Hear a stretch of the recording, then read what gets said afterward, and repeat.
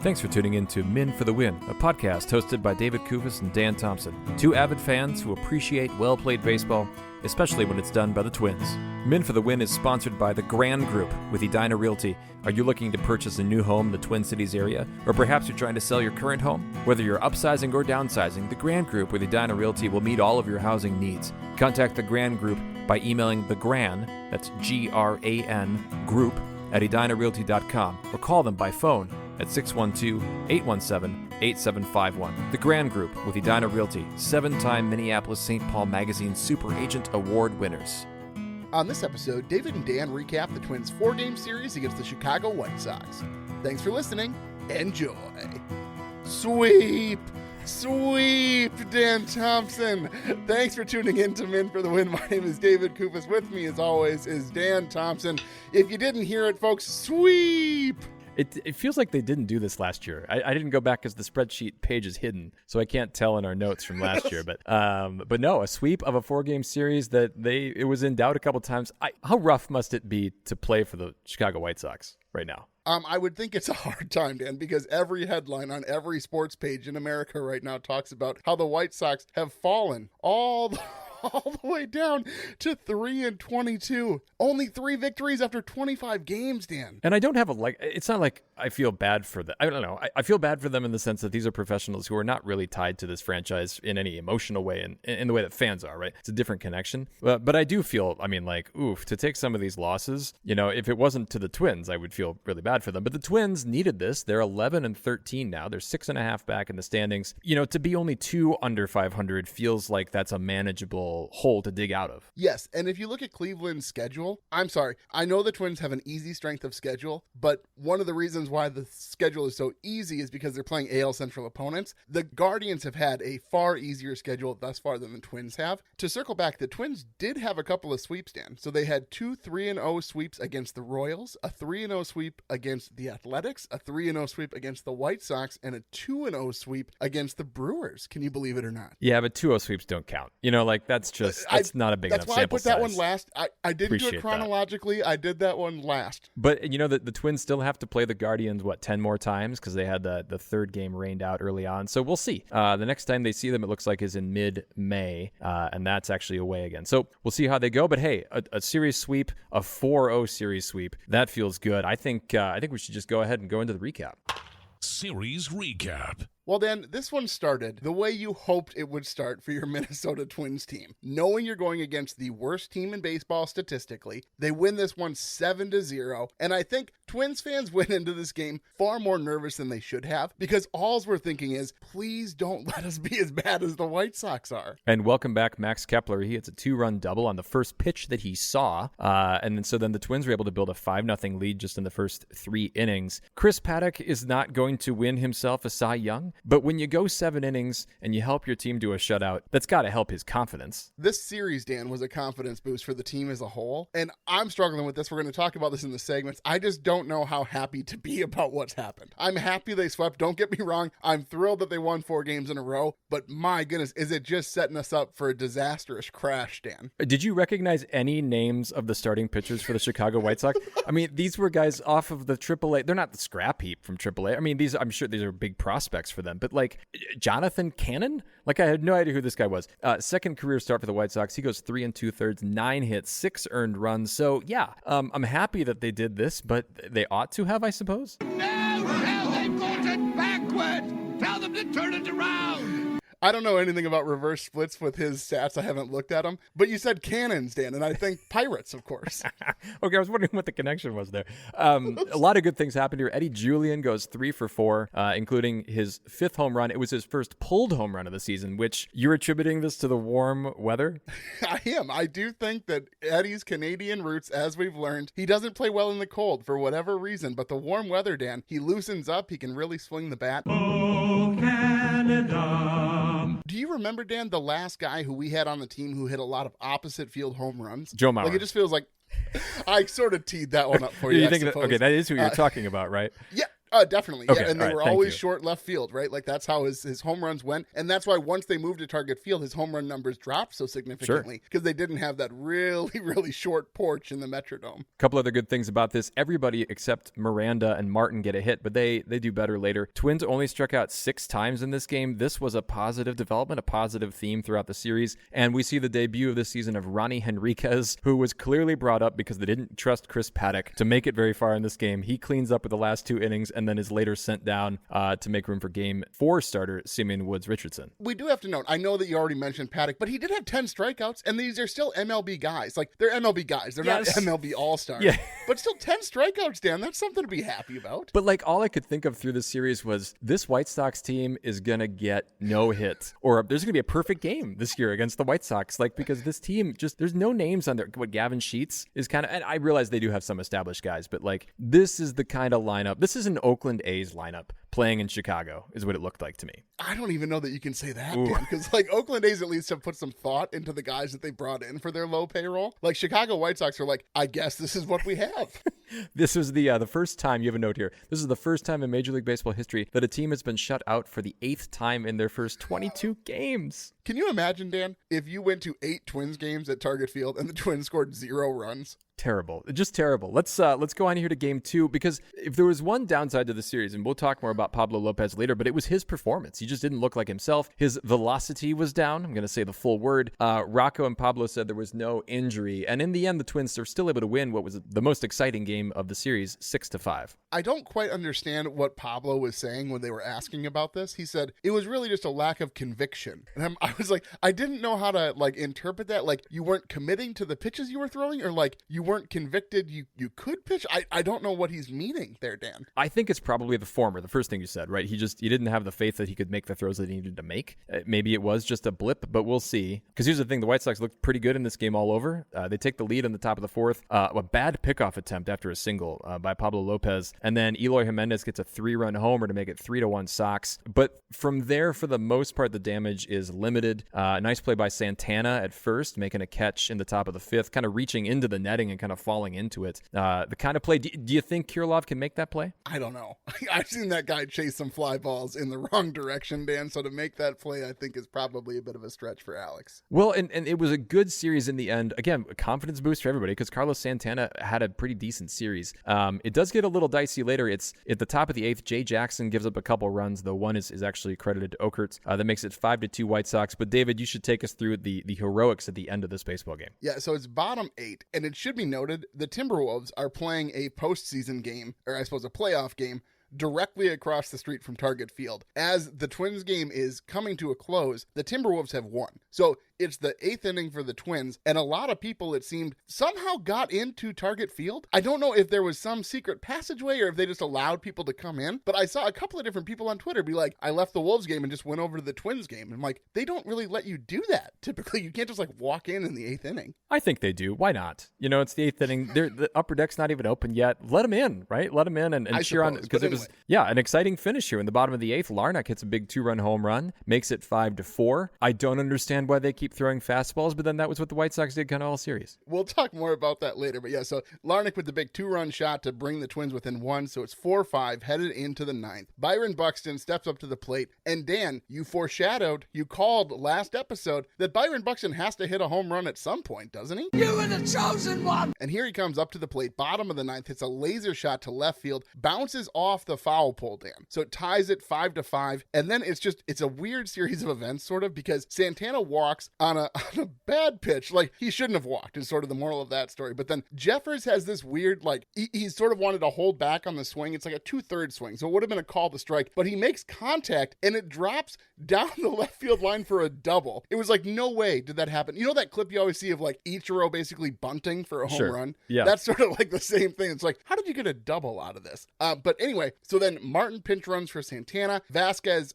strikes out, and then Kirilov hits a walk-off single, and a very exciting time time, Dan, for Minnesota sports in general on that night. Pretty dang fun. I was a little bit annoyed that Vasquez struck out there. We saw some things on Twitter, I think, from Doe Park about maybe they were going to try to squeeze in the winning run with a bunt play, which I would have loved that call. I don't mind that call in that situation, but it ends up not mattering. Kirilloff, by the way, struck out in his first 4 at-bats. He was almost up to, I remember once I saw Kirby Puckett strike out 5 times in one game. So anytime anybody does that, I think of that. But hey, yes, the Twins struck out 14 times. Yes, they made Fetty look quite good with a career-high 11 strikeouts. Another one of these nameless White Sox pitchers. But in the end, we finally get the Provis call with the Twins win. Twins win, the Minnesota Twins win, which was pretty fun. Yeah, the first time this season, Dan. And if you follow him on Twitter, he always does this, like if there's a walk-off opportunity. And okay, I like Corey Provis a lot, but he's like, I just had a feeling, and so I hit record. Baloney. I'm sorry, Corey. I love you. I love hearing your voice on the TV, but you know that you are recording every single pitch once it comes to a chance for a Twins walk-off. You can't be telling me,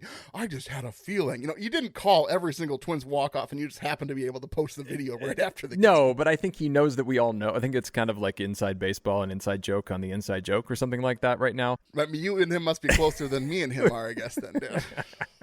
Anyway, let's go on here to game 3. Another Twins victory, 6-3. Twins have 13 hits in this one. They score 4 times in the second. And while the White Sox are able to get close, they make it 4-3. The Twins answer in the 5th. And dare we say, they kind of coast to a victory. Jhoan on the mound goes 6 innings pitched, allows 3 earned runs, 2 home runs, which it's just so Jhoan. And like one of them was on a fastball, one of them was on a sweeper, but both of them were basically the same location, middle. I understand you're pitching with a 4-0 lead, Joe, but my goodness, throw it not middle. Like it can still be in the zone. It just doesn't have to be in the exact middle of the strike zone. Yeah, he definitely does that a lot, but he got through 6. But to back up to how the Twins got their runs in the bottom of the second, they found their offense early. Santana walked, Martin hit a double, Vasquez hit a single, and then Willie Castro on his birthday gets his first hit with runners in scoring position this season, and it's a home run. This was a great moment for the team. They needed this boost because you did not want to split this series. You didn't really even want to go 3 out of 4. No, 4-0 was sort of the expectation if this team could actually show that they have a chance this season. I'm still sort of waiting for the shoe to drop, Dan. I'm trying to keep my optimism in check for when the Twins have to play a better baseball team than a historically bad White Sox team, because there are other plays, Dan, during this series that even though they won, make me wonder how good this baseball team is. So at top 5th, the White Sox, they have Schumacher steals 3rd, and then he steals home. So there's 1 out, there's runners on 1st and 3rd. There's a strikeout, so it would have been 2 outs, okay? It would have been 1st and 3rd with 2 outs, but the runner is running from 1st to 2nd. Vasquez decides to throw. It's a high throw, so Farmer, who's playing shortstop, you can tell is inching over because he's thinking he's going to cut off the throw and then throw back home. But the throw is like, I don't know who's going to catch it. But Yao Ming at second base wasn't going to catch that ball in order to cut it off and throw it home, Dan. But I couldn't think of a top baseball player. Then I thought, I know, and then I'm thinking like Randy Johnson. How about Carl Anthony Towns? How about somebody right down the road here? I don't even know why I'm choosing a basketball player. They're tall baseball players. I don't know what I'm thinking here, Dan. But anyway, it's a bad throw by Vasquez, and it's a bad decision to throw that ball. You had 2nd and 3rd with 2 outs, and now you just have a guy on 2nd, and the run is scored, and it's a close ball game at that point. Bad decision by a veteran there. Well, especially when it's not like the Twins were having a lot of success throwing guys out. So it ends up not hurting because in the bottom of the 5th, Kepler gets another RBI and a blooper, kind of, again, lands in no man's land. And Vasquez has a bloop single then, so it kind of makes up for it a little bit. Kepler ends up scoring on a wild pitch, and from there, the bullpen shuts it down. 3 shutout innings, no hits or walks. Well, it's great to see the bullpen do that. What was funny about this, though, Bowman comes in, and his very first pitch, he hits a guy. And then the bullpen is clean for the rest of the way. But that very first pitch, Dan, they should have just thrown it away the other direction. Get it out of the way. Just got to get the yips out of the way. Well, let's go to game 4 here. The Twins win this one again, 6-3. The White Sox have an early 2-0 lead. They get runs in the 2nd and in the 4th. But then, and Justin Morneau, really on the broadcast, previewed this. He was talking about how in the first 5 innings, the Twins were starting to make some better contact. And boy, then did they make contact in the bottom of the 6th. The Twins tie the game with back-to-back home runs by Julien and Jeffers, and then Soroka's pulled right after that. But it did seem like a switch got flipped, Dan, that they started to see the ball really better. I don't know if maybe the sun kind of changed its position so they could see the ball coming out of the pitcher's hand a little bit better. But they're swinging the bat, and they were swinging for the fences the rest of the way, Dan. Yeah, and then they get 3 more hits in a row. Larnach singled off a lefty, which I looked it up last year. He was 2 for 21 versus lefties. Obviously a limited sample size, but there you go. He gets a a solid single to center. Kepler hit a single, and then Castro had an RBI. They don't get more out of that. And then we are introduced, or I guess in this sequence, we are introduced to a White Sox pitcher named Jordan Leisure. Let me tell you, David, I had to resist the urge to somehow work in a pun about this man's name. But rest assured, we're going to see him again down the road. I will have a pun for you about Jordan Leisure. I'm can't all wait, in due time, David. That's what we're going to have.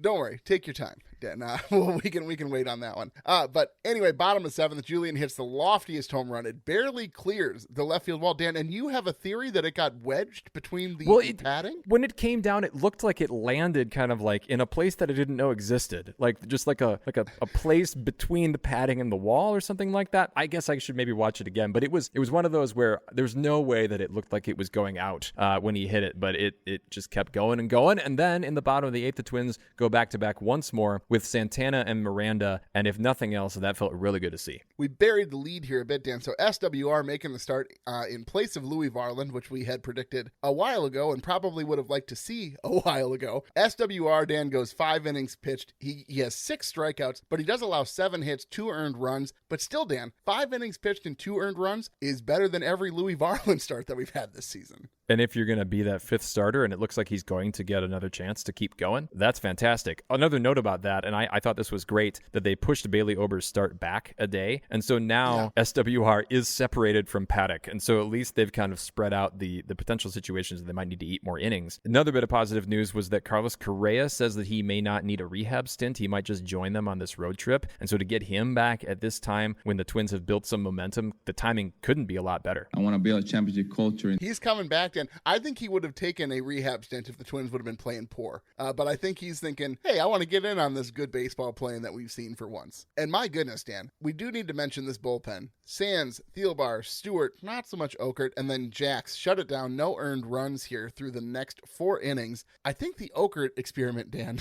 might be coming to a close, or maybe there's an injury or something. But as soon as Duran and Topa come back, I think Okert's the first one to be sent down. Yeah, and Duran may be back again as soon as this road trip. So things are looking up on the injury front. All right, well, let's go on here, Dan, to the Puckett's Picks winner. Touch 'em all, Kirby Puckett! Puckett's Picks winner. I really thought 10 points from Jeffers, who I took, was going to do it. But no, the listeners coming in with Trevor Larnach, who scores 13. You had Buxton, who had 7. And those 3 scores, Dan, good scores. I know it's a 4-game series, but positive scores. It's good to see. And then Hogs took Austin Martin, who scored -2. But so why don't you go ahead and give us a season standing? Well, so the listeners get a point. They don't get the extra half point because Julien was the team leader with 18. But now Hogue still has a lead at 3.5. David, you're tied with the listeners at 2, and I am still sitting in a distant last with 1.5 points. I haven't gotten any points since the very first series. It's cool, though, Dan, because last season at this point, you'd won like 5 out of the first 8 series or something. And so now that we're all so close, and now that we have that new bonus point available, I'm loving that at least we're staying close and nobody's running away with it. It's definitely more competitive,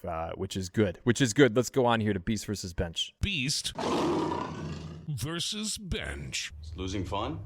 Is losing fun. I'll start here, David, with Max Kepler. I picked him because he had 4 RBI in his first 2 games back here from the stint down in St. Paul, kind of coming back from injury. And we kind of joked. We actually asked the question last episode if he was going to be the guy to bring the offense back. I don't think that that's fair to say that exactly, but it certainly did so in game 1 to spark them immediately and take some pressure off. Yeah, I was thinking the whole time, oh my goodness, Dan was right about this. Like Kepler must have come in like with when some you were sort of a thinking that, mindset. Yeah, some sort of mindset that, hey, I need to make sure to provide some offense for this team. And you know, Dan, at the end of each of these victories, you know what Kepler hit him with in the clubhouse.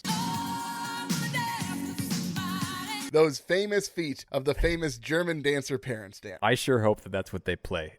Your pick, though, is hard to argue with yours. Yeah, Eddy Julien. I know that not every game was great, but he did go 5 for 12 with 5 RBI. And here's the thing. He didn't look that bad at second when he had to play baseball. Like, they had him off the bench a couple of times this series, but he is looking more and more confident at second. He's not going to be a gold glove second baseman. And I don't know that he ever will be. But again, if he can take walks, if he can keep his on-base percentage up, and he keeps hitting those beautiful opposite field home runs, he can stay on this roster all day, Dan. Well, and that home run in Game 4 was really crucial. It felt like the home run in the Blast playoff game against the Astros, except the Twins actually followed it up with more runs. But it was that spark that he continues to provide for this offense. Who do you have on your bench, Dan? I went with Pablo Lopez because he just didn't look great. And this feels weird to put the clear ace of this staff on the bench. But I mean, again, you're playing the White Sox. You would hope that you'd have a little bit better start. Let's hope it's just a blip. But he only going 4 innings is just not what they expect out of their ace. And luckily it didn't matter. But in a different series, that surely would have mattered. Well, are you sure he's the ace? I thought it was Chris Paddack. He's the sheriff. He's different, not the ace. Yeah, sorry. I always get those ace shooter. It's very confusing, Dan. Who do you got? Yeah, I got to go with Kyle Farmer. Big disappointment this season. And early in the season, Rocco was like teasing Farmer about not getting a hit because he didn't get a hit for the first, 90 games of the season that we haven't even played yet. But I think that those jokes, Dan, maybe stopped because it stopped being funny a while ago. Farmer is 0 for 7 in this series, 4 strikeouts. He did play all around the place, though. He played some shortstop, he played some third base, he played some second base. But Dan, you have to do more than glove, right? You have to swing the bat. You're not a pitcher. We still need you to take some hacks here, and he just doesn't look good at the plate. Maybe he's the next guy, to kind of get back on track, because we saw a lot of other guys get back on track, and he didn't play that much in this series. But yeah, an OPS of 297. In other organizations, that might be a ticket to a DFA, but it's not going to be, I don't think, with this team. They're paying him too much money. This is too much like Joey Gallo. Well, don't worry, be happy. With that, Dan, let's go on to Rocco's Rewind.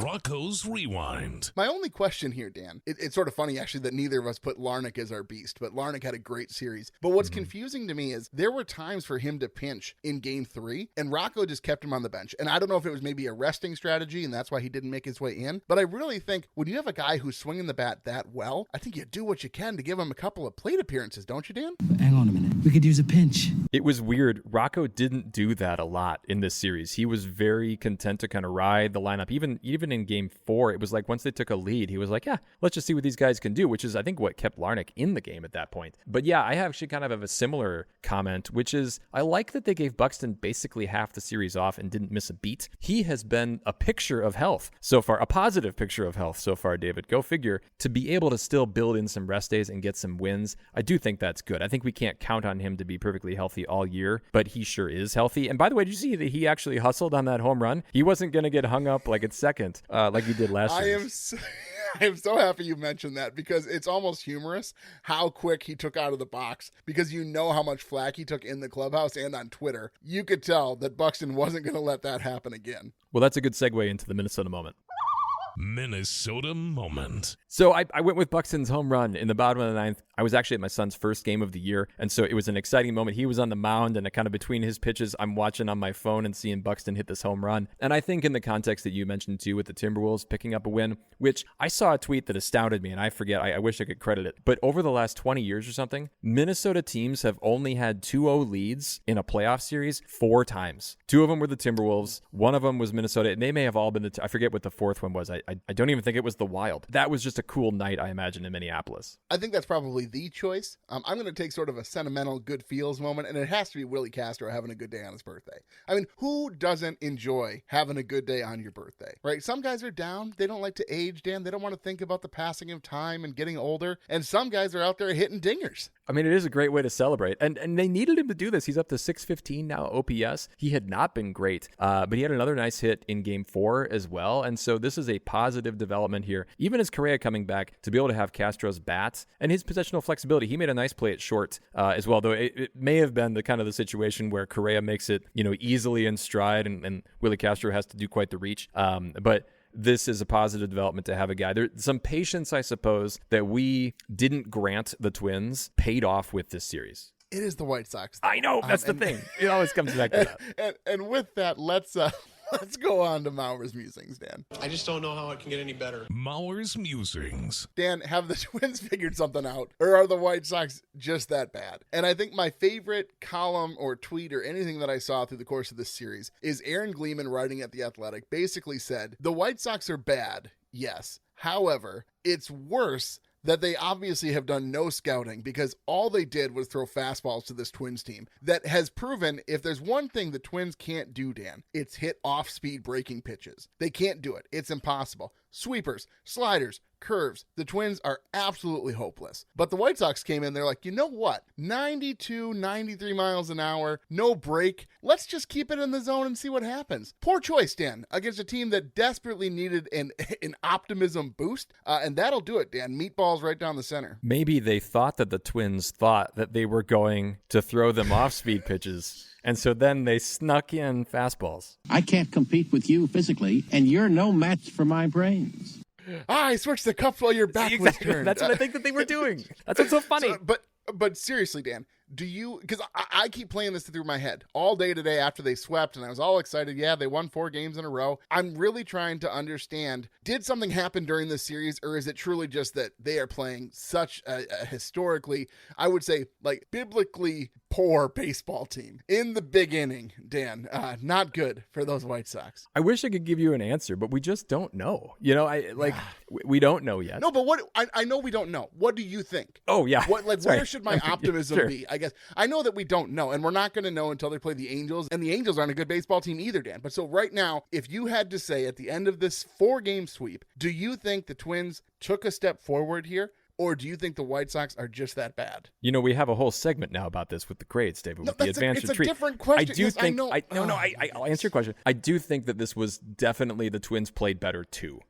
Undoubtedly, right? They had hits in the clutch. It's not like, I mean, these are professional major league players. They're playing for a major league baseball team. So yes, I do think this is good, but if nothing else, it's at least in their head that it was them, right? They should be telling themselves, hey, we played better. This has nothing to do with the level of competition. Do you think, Dan, that the Twins wake up every morning now and they look in the mirror and they say to themselves, we're good enough, we're smart enough, we know how to play baseball? I sure hope they do. I hope they were doing that the whole time. What do you have for your musing, Dan? So you referenced some of the lefty issues that I think that this team has right now. And Okert has not pitched well as a lefty out of the bullpen. But, you know, Kyle Funderburk has pitched quite well. So my question for you, are we seeing the changing of the guard from Caleb Thielbar, who's getting up there in his mid to late 30s? Are we seeing a change of the guard from him to Funderburk, or is it too early to say? I think it's a bit early. I mean, Thielbar, he had a weird ramp up because he started on the IL. He hasn't looked great yet, but historically, Thielbar's been pretty good. And I don't think you just lose that. Like, I know that you can decline with age. I do think that he's still sort of working through his spring training right now, Dan. So I don't know that we're seeing a changing of the guard quite yet, but I do think it wouldn't hurt for Thielbar to get some more low leverage opportunities so he can sort of figure it out again. I guess that'll be the cue is, does Rocco change their usage? And we'll see. We will. Let's go on here, Dan, to series grades. Series grades. The segment I've been waiting for. You asked about this. You walked right into this. Yes, as far as my advanced retreat, this was a big advance. This is the 10 out of 10. And I'm sorry, anytime you sweep a team in 4 games, you have to get a 10 out of 10, don't you? Yeah, I was talking to a buddy at work, and he was very optimistic about this. And he just said, hey, 4-game series, even against bad teams, especially divisional opponents, to win all 4 is a really good outcome. I mean, it shouldn't be expected. And like, even though the team is poor, 4 games is still 4 wins. Absolutely. And then as far as well-played baseball, I just liked the aggressiveness. I know that you highlighted the Vasquez, throw to try to get the guy at second. I don't think that was wise, but it was at least aggressive and showed some confidence. They also ran the bases pretty well. So I gave them a 10 out of 10 there. And so if you take 10 plus 10 out of 20, so 20 out of 20, you cut it in half. That's 10 out of 10. That's an A, David. Also known as 1 out of 1, Dan. I could have reduced it all the way down. Yeah, so I gave him an A also. I mean, you have to. 4 games. I think, honestly, had it been a 3-game sweep, I might have given them a B just because the White Sox are that bad. I'm sort of joking. Honestly, anytime you get a sweep, you should get an A. And like you said, they didn't really play bad baseball. There weren't a ton of times this series where I thought, well, even if they win this, they don't really deserve to win this. And like game 2, I thought was going to be a loss for sure. So to see them come through, like you mentioned, with hits in the clutch it's a great thing to see this team do to sort of prove to themselves that they can do it, Dan, because they are good enough. They are strong enough. They are baseball players. Let's go on here. Let's look around the league and Herbie's headline. I don't know, Jack. It looked like Herbeck pulled him off the bag.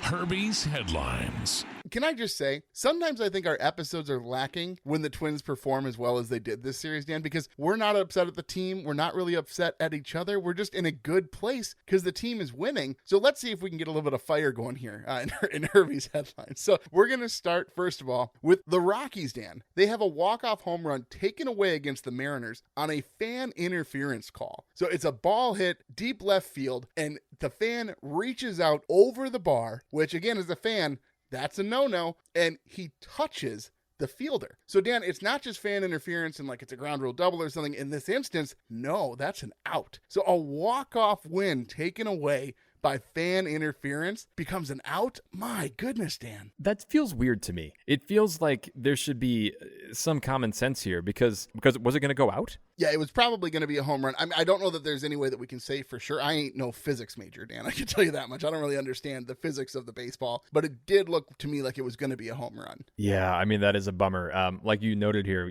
we got to hope that the Rockies don't miss the postseason by one game, but I don't think that's going to be a problem. No. It's probably, I wrote that note thinking, well, no, they're not going to be anywhere near the postseason at the end of the season, but it is sort of funny to think about. That segues well into the other story we're going to look at here is Aaron Boone getting ejected after the umpire thinks that Aaron Boone was saying something bad about him after the fact, and it's just the fan behind him. And the funniest thing is that the camera is on Aaron Boone the whole time. And Aaron Boone, then he goes out and he says a few choice words for the umpire. But like, this was crazy. And the umpire's explanation was wacky, right? Like, it didn't make a lot of sense. He basically said, well, Aaron Boone's in charge of that dugout, and I heard something from the dugout, so it was his fault. Weirdest thing. Well, okay, so if you watch John Boy's breakdown of this, it's fantastic. I mean, John Boy videos are a must-watch, any video that comes out. But in this particular instance, he does some great lip reading, of course, as he always does. But there are hot mics that catch almost all of this interaction. And the best part, Dan, is Boone's upset because he's getting tossed after he was quiet, after the ump told him to be quiet. And all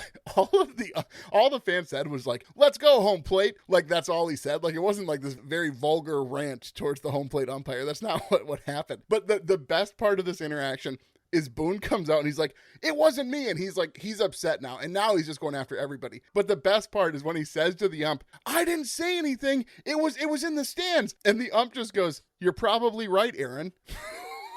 and that, I mean, that's like, when you're dealing with someone who's really upset, like having a calming, like to acquiesce to whatever they're demanding, like will oftentimes make them more upset. So Boone, like his head just blows up. Dan, he is so, because you bet I'm right. He's just screaming at the end. He goes, what do you mean probably right? No, I'm right. And it's just, it's absolutely fantastic and hilarious. And just the way that the home plate ump is like, yeah, you're probably right about that. I will say, as a teacher, I've totally done that, right? Where like I yell at the wrong student for something, and it doesn't matter. I'm irked for something else, often. So it's I sympathize, I guess, with all parties involved here. Well, and then I do want to note Third Chair Hogs, who's a host of the show from time to time. He sent a note about Sonny Gray. So Sonny Gray is currently 2-1 with a 1.04 ERA and a 0.87 WHIP, Dan. Yeah, that's the starter the Twins wish they had, I think. If only we had a front office who wanted to pay him. So good on him for the Cardinals. I guess we'll see him at some point this year. Well, with that, Dan, let's go on here to Puckett's Picks. And we'll see you tomorrow night. Puckett's Picks. Twins are on the road against the Angels, Dan, and the listeners are going to take Kepler off the board. Hogs picks next, so he takes Jeffers, and then it'll go to you. There's so many options now. I suppose in this situation, it makes the most sense to just stick with Buxton. Wow. Okay. Well, I get Larnach. I did not foresee Larnach dropping all the way down to me. They're not going to throw him fastballs. They're going to throw him off speed pitches. He's going to strike out 6 times. You just wait. They're going to have a -4 score for this series. The confidence that he has gained from playing the White Sox and waking up every morning and looking in the mirror and saying, I am Trevor Larnach. I am a professional baseball player. I can hit off speed pitches. No, Dan, he's the man. Well, and none of us picked Eddy Julien, so I think maybe we're all going to look pretty dumb, I think, by the end when Eddy Julien has a couple more home runs. Well, David, this was really enjoyable to be able to talk about a positive series. Let's hope that the Twins can build this momentum and maybe take a series in California, because then you know what awaits them right after that is another series with the White Sox in Chicago. Pretty fun. Let's just see how many times we can play the White Sox to get this team back up to 500, Dan. Well, folks, if you like what you hear, please tell a friend. You can follow us on X at Min for the Win. You can find our Min for the Win Facebook and Instagram pages. Make sure you're subscribed to the podcast on your favorite platform so you're notified when new episodes are available. And if you'd leave us a rating or a like, we'd greatly appreciate it. If you'd like to support the show further, you can find us on Patreon. The link is in the description. Thanks for listening, and as always, go Twins.